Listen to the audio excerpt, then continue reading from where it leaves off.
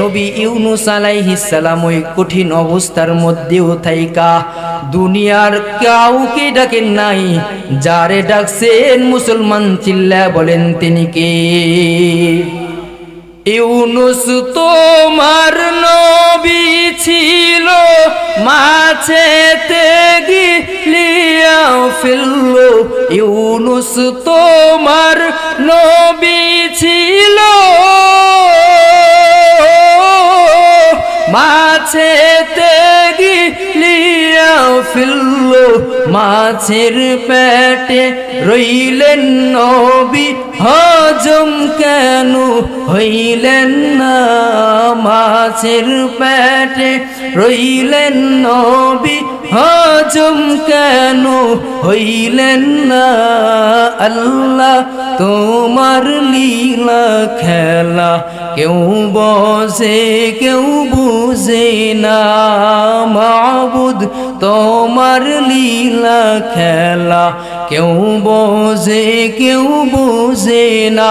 তুমি কাউকে রাখো বস্তালত মৌলা, কাউকে রাখো দস্তালায়। তুমি কাউকে রাখো বস্তালত মৌলা, কাউকে রাখো দস্তালায়। আল্লাহ তোমার লীলা খেলা কেউ বোঝে কেউ বুঝে না। আল্লাহর লীলা খেলা বোঝা যায়নি, জোরে কর। সকালবেলা ধনী ওই বান্দাটাকে বিকালবেলায় গরিব বানায় দেয় কে? জোরে কর।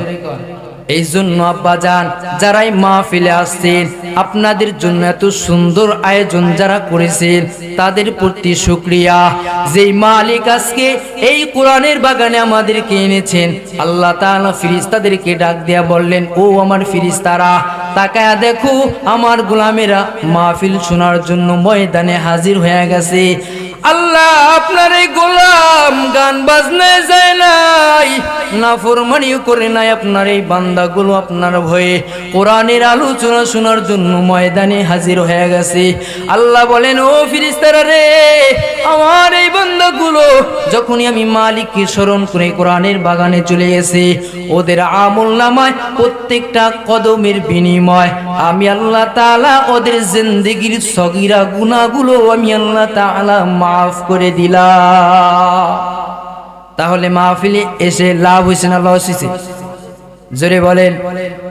এই জন্য আব্বাজান, আমাদের যাদের মা বোন আছে যারা পর্দা করতে পায় না, তাদেরকে পর্দাশীল বানানো দরকার আছে না নাই? আমাদের